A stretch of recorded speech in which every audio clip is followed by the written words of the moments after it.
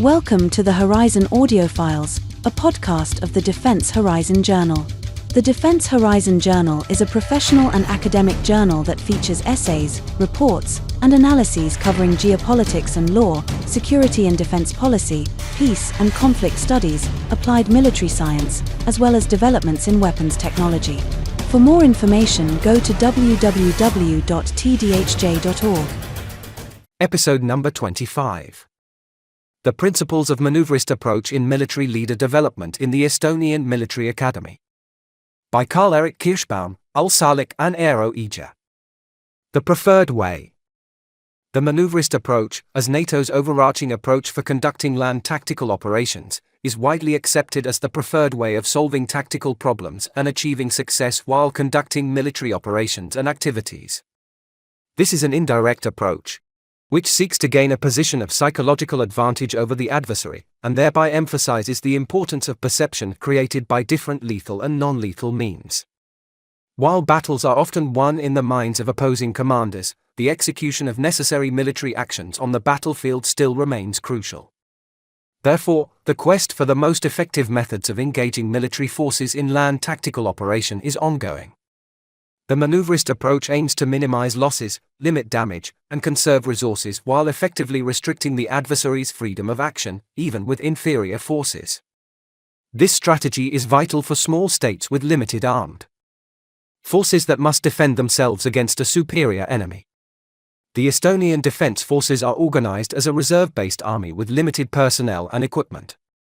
To hold ground until NATO reinforcements arrive, Estonia has prioritized the development of land-centric armed forces.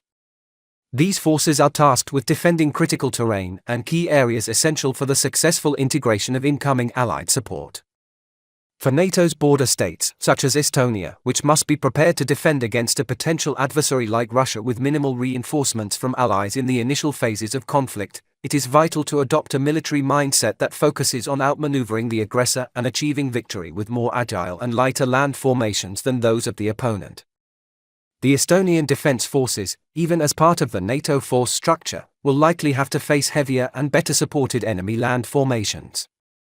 Although the maneuverist approach is traditionally applied at the formation level, smaller armed forces must also integrate these principles at the unit and even subunit level.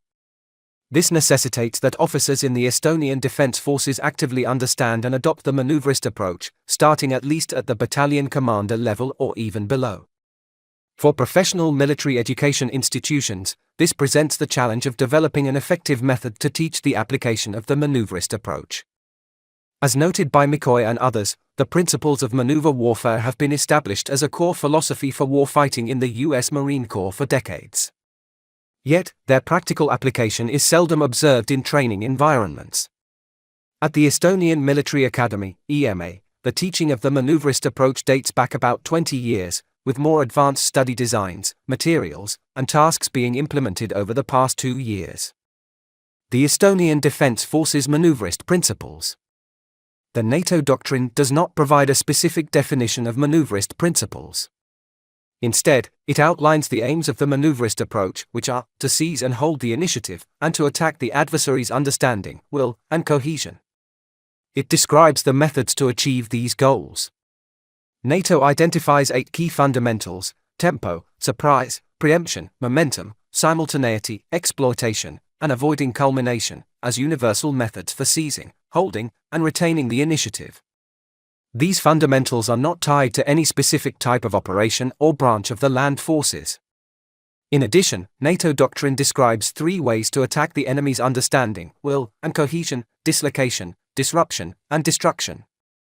These concepts are similar to the defeat mechanisms defined in U.S. doctrine as methods through which friendly forces accomplish their mission against enemy opposition.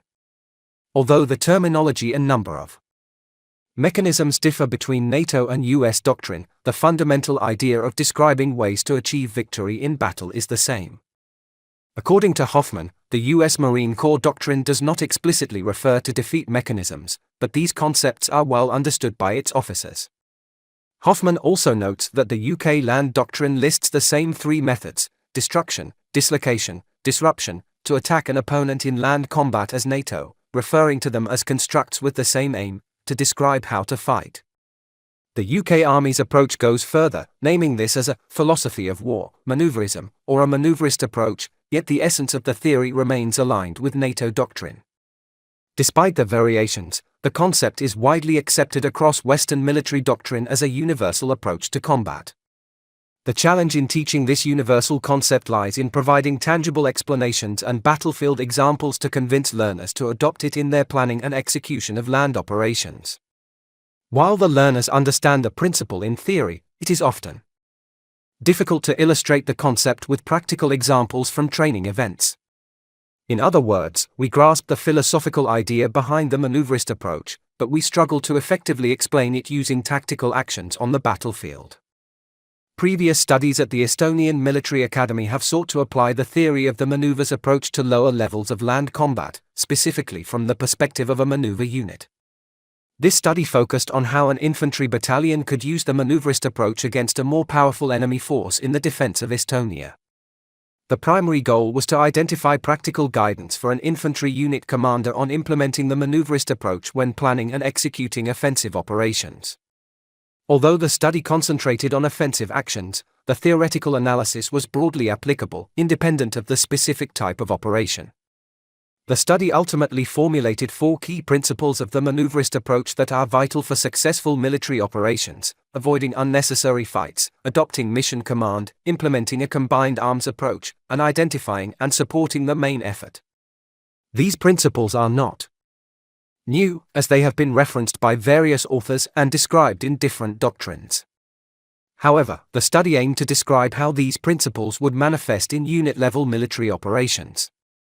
The findings are intended to enhance training methodologies and help formulate criteria for planning products that adhere to the maneuverist approach. The principles of maneuverist approach encompass various guidelines and values that different theorists have deemed important. These different guidelines and values complement each other and provide substance to the consolidated principles of maneuverist approach. Avoiding unnecessary fights means concentrating one's resources and energy on planning and executing military operations that target the enemy's critical vulnerabilities. NATO doctrine emphasizes this principle by stating that striking should be aimed at critical vulnerabilities, ideally to affect the enemy's cohesion. That is, it should aim to attack his morale, his sense of purpose, or his decision-making ability, and ultimately his will to fight. Any engagements or battles that do not serve this purpose should be avoided. Although critical vulnerabilities can vary within the enemy's order of battle, at the tactical level, they often involve elements of command and control, fire support, other combat support functions, or even combat service and support elements. To reach the enemy's critical vulnerabilities in a land battle, one must avoid committing troops to engagements with enemy security forces unless it directly impacts the enemy's actions. As Lin suggests, the goal of the maneuverist approach is not to engage in direct destruction but to bypass and defeat the enemy by achieving a positional advantage. This requires identifying gaps in the enemy's formation, where we can bypass main defensive positions to strike at the critical vulnerability. These gaps, often referred to as soft spots, must be identified before engaging the enemy. It is important to note that these gaps may not only be areas with no troops but also areas where the enemy's forces are less capable or not fully prepared for combat. To avoid unnecessary fights, conducting a thorough analysis of both the enemy and the environment where the battle will take place is crucial. Adopting mission command is a prerequisite for achieving the principle of avoiding unnecessary fights. It ensures that commanders on the ground make decisions on the battlefield rather than by higher headquarters. NATO defines mission command as the preferred command and control philosophy for Allied forces, a style of command that describes the what without necessarily prescribing the how. This command philosophy is considered the most effective way to overcome the uncertainty and chaos of combat.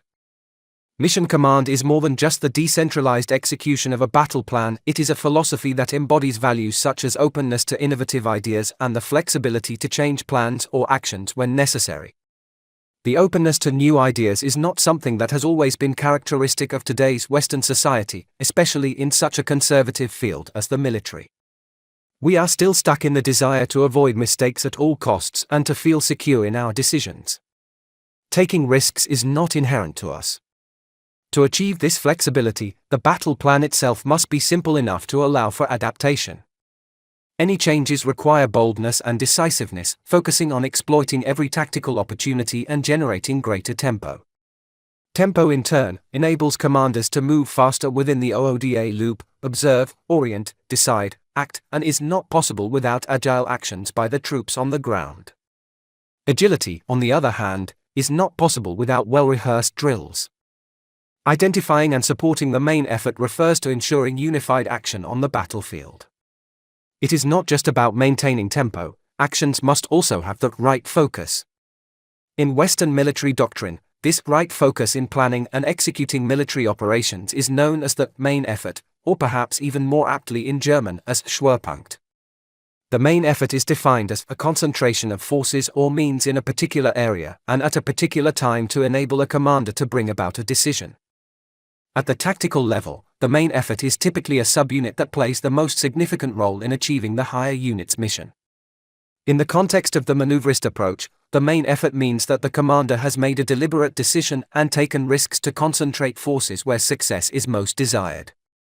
To maintain momentum, the commander must have a reserve ready to exploit the success of the main effort. All other actions and effects must support this effort. Implementing a combined arms approach can manifest itself in trying to achieve the dislocation of the enemy and not so much destroying it. This approach, introduced in the context of land battles by Lind and Leonard, emphasizes the need to create multiple dilemmas for the opponent. The combined arms concept seeks to attack the enemy with two or more arms simultaneously so that the opposing commander's actions to defend against one threat make them more vulnerable to another. Method. As the principles of maneuverist approach are considered highly relevant aspects of contemporary military competence, the current study aimed to research teaching it from input, the lecturer's perception of what should be taught and how, up to the outcome presented by students. A qualitative approach was chosen as a research method to reveal patterns in understanding the maneuverist approach in military education and to trace the manifestations of the maneuverist approach principles in students' assignments.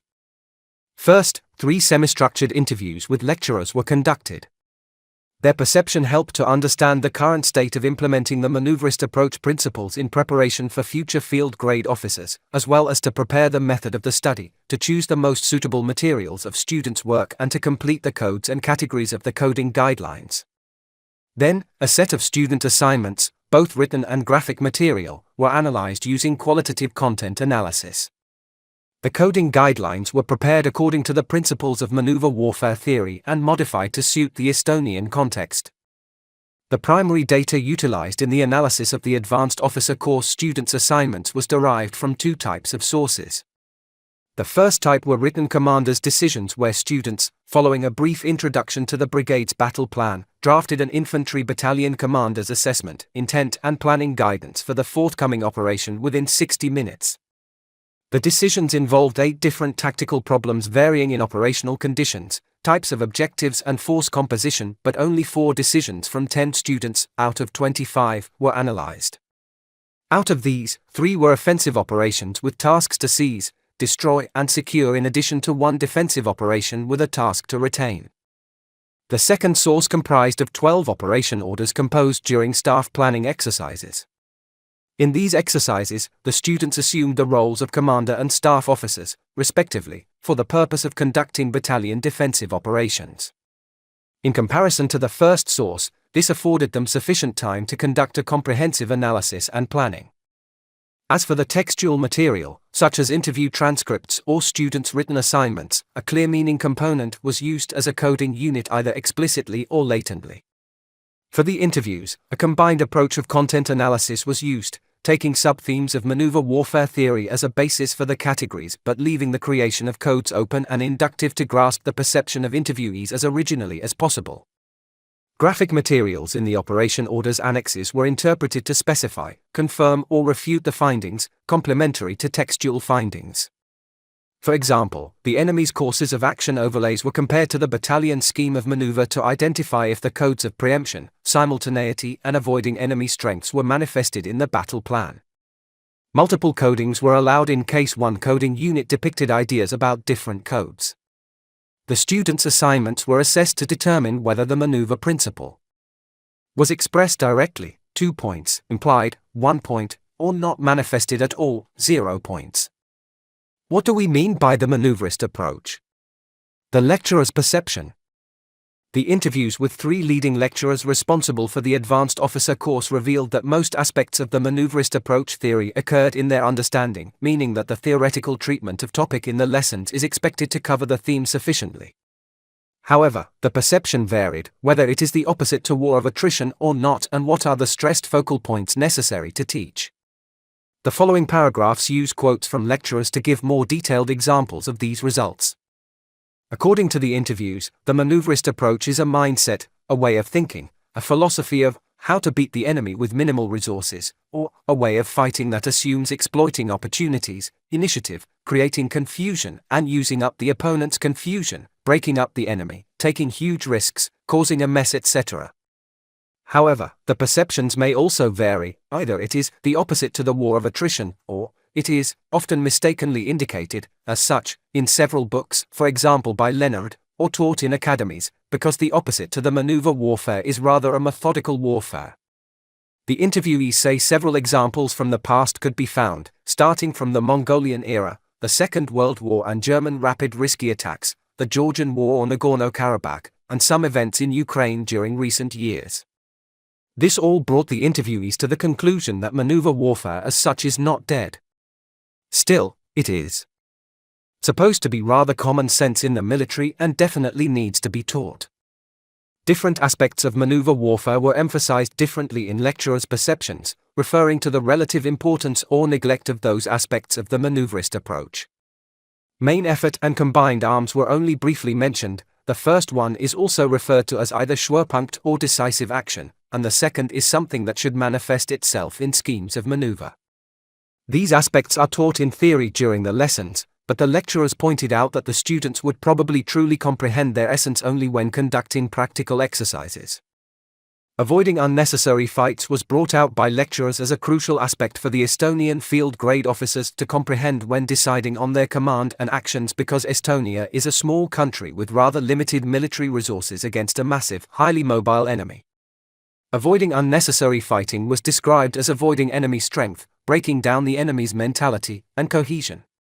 Yet, the true meaning of it all needs to be clarified to the students, as it may very often be misunderstood as a choice not to follow orders, while in reality, there could be no option to avoid anything. If our task is to keep the enemy from crossing Narva River, then what is there to avoid? Mission command as a relevant part of the maneuverist approach was addressed by the interviewees in terms of the philosophy of leadership with mutual understanding and trust at the center of it. Mission command appears to be hard to detect explicitly on papers and orders because it is rather a latent phenomenon manifesting itself in a positive atmosphere and synergy amongst the planning staff and subordinate commanders serving some time, working together. To make this bunch work together, they need to fight it out, argue, get to results, fail a few times. And maybe the prettiest, honest-to-goodness thing won't come out after all, but the guy is better than before after it. Teaching the maneuverist approach at the military academies: what, how and to whom? According to McCoy et al., the responsibility of maneuver warfare can be transitioned to the small unit leaders. The leading lecturers at the EMA stated that the maneuverist approach should be taught to all levels of officer courses. Describing it as a pyramid going up, drills are highly important on lower levels, while the maneuverist approach is a mindset of bold new ideas and decisive risky actions, growing more important on higher levels. As for Estonia, it came clearly out that we have no other option than to apply the maneuverist approach, because, in the attrition warfare we get beaten, in the methodical warfare we will be defeated as well. We have no geography nor resources for the attrition warfare, thus we claim that it needs to be taught as effectively as possible. The lecturers considered the commander's assessment and intent, as well as ways of thinking about how to overcome the enemy, the most important aspects of what and how to teach to attain competence in the maneuverist approach. In addition to using compulsory literature and examples from the past, teaching must go beyond the theory. It also needs examples of practical use during exercises. Still, one should exercise caution when considering the use of strict checklists and, concurring with the standpoint of McDewey et al., because the maneuverist approach is based on outwitting the opponent, creating confusion, deception if needed, and taking risks, quickly exploiting the emerged opportunities, and that needs inventiveness and bold decisions. Methods of teaching the maneuverist approach should include case studies from history, solving tactical problems, war games, creating plans according to the commander's intent and playing it through.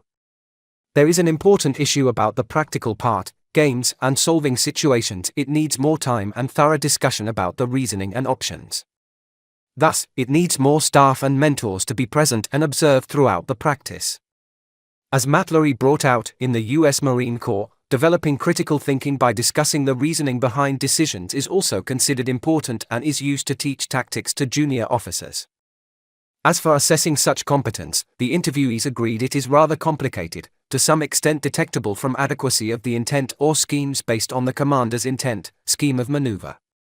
However, the most important nuances would manifest themselves subjectively, in the atmosphere of the working environment, in the ways the commander presents his or her intent or solves problems.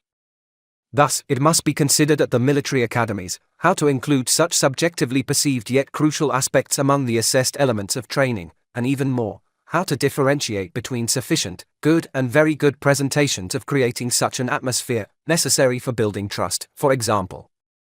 Assessing the manifestation of the maneuverist principles in students' assignments. As suggested by the lecturers, the elements of mission command were challenging to discern. In a few instances, students highlighted the significance of boldness, simplicity, and flexibility. However, a comprehensive evaluation of these intrinsic qualities would necessitate the implementation of rigorous wargaming or command exercises.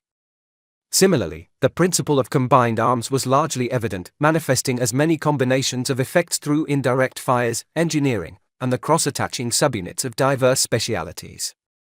The significance of the initiative was more evident in the decision exercises. The concept of tempo was primarily operationalized to control the tempo of enemy actions, while momentum served as planning guidance for the staff. The element of surprise was also more prominent in these assignments and was explicitly stated in the assessment and key tasks. It is conceivable that, during the process of staff work, students may lack the requisite experience to effectively apply these principles in the detailed courses of action. It is notable that the exploitation principle is absent from the assignments. In only one instance was the option to capitalize on the enemy's withdrawal presented, whereas in the others, the end state was limited by the task assigned to the battalion. In the majority of assignments, the strengths and weaknesses of the opposing forces were identified correctly. However, while the former were avoided successfully, the latter were not commonly targeted. The majority of students, greater than 90%, associated these concepts with utilizing appropriate terrain or preventing enemy utilization through emplacement of obstacles. Therefore, frequently, engineering assets were identified as the enemy's critical vulnerabilities. Nevertheless, the destruction of these assets was not typically stated as a decisive action, and the responsibility was assigned to combat support units. At the same time, the infantry was tasked with combating the advancing maneuver units. Notably, the concept of attacking the enemy on the moral plane by undermining its will was also absent. Two explanations can be given for this phenomenon. Firstly, the student's knowledge of the enemy is not sufficient, and the 60-minute time frame allotted for the decision exercise is too short for a comprehensive analysis of the enemy. Secondly, in numerous operations orders, other units within the brigade were already tasked with neutralizing the critical vulnerabilities, thereby reducing the need to apply this principle. The principle of the main effort is evident in the construct of decisive action, which was articulated consistently and explicitly in the commander's intent. The reserve concept was also present in every operations order, yet only manifested in 5 instances in the decision exercises. In contrast, the concept of tactical risk is more prominent in the latter, serving as an explanation for making the decision. When tactical risk was explicitly articulated, it was evident that raising combat power for the main effort was warranted. However, in the operations orders, tasks assigned to the reserve were not directly aligned with supporting the Schwerpunkt, and neither was the reserve's size and relative combat power sufficient to facilitate exploitation. The analysis of students' assignments indicated that the maneuverist principles were generally adhered to by the students. Still, due to the disparate structures and operation types, the principles exhibited varying degrees of prominence.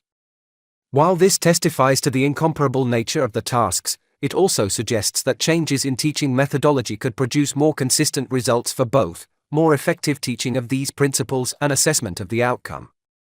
The necessity remains. Summing up the literature and the perception of the leading lecturers, the necessity of teaching principles of maneuverist approach at the military academies remains, especially in the case of unequal power and resources. Thus, to best prepare our officers to apply those principles of maneuverist approach, we must come further from the theory, find options for practicing both defensive and offensive actions accompanied by competent mentors and deep feedback discussions of reasoning. If we fail in this, we risk having trained a generation of officers who seek to win battles by applying brute force against force, which does not guarantee victory in an unequal balance of power. In the students' assignments, the principle of the combined arms approach was always visible. At the same time, the elements of initiative varied widely, and the aspects of mission command were difficult to detect. In addition to students' performance, this may be due to the different nature of the missions as well as the structure of the assignments. To improve the appreciation of maneuverist principles in the academy, more emphasis should be placed on identifying critical vulnerabilities and influencing the enemy's will and cohesion. At the same time, risks could be more clearly articulated in operational orders, and the issue of reserve could be expanded in decision exercises to underscore the importance of exploitation. The authors: Major Karl-Erik Kirschbaum holds an MA in Military Leadership from the Estonian Military Academy and is currently a Chief Lecturer of Infantry Company Tactics. His research has involved military history, specifically the development of military thought. Ul Salik holds a PhD in Educational Sciences from the University of Tartu and is currently an Associate Professor at the Estonian Military Academy. Her research focuses on pedagogy and aspects of leadership and educational psychology, focusing on the leader's identity and role, military morale, and leader development. Lieutenant Colonel Eero Ija holds an MA in Military Leadership from the Estonian Military Academy. He is a former commander of the Scouts Battalion and currently leads the Chair of Tactics at the Estonian Military Academy. His research interests include mission command. The views contained in this article are the author's alone and do not represent the views of the Estonian Military Academy. This was the Horizon Audiofiles, a podcast of the Defense Horizon Journal. For more information, go to www.tdhj.org. Thank you for listening.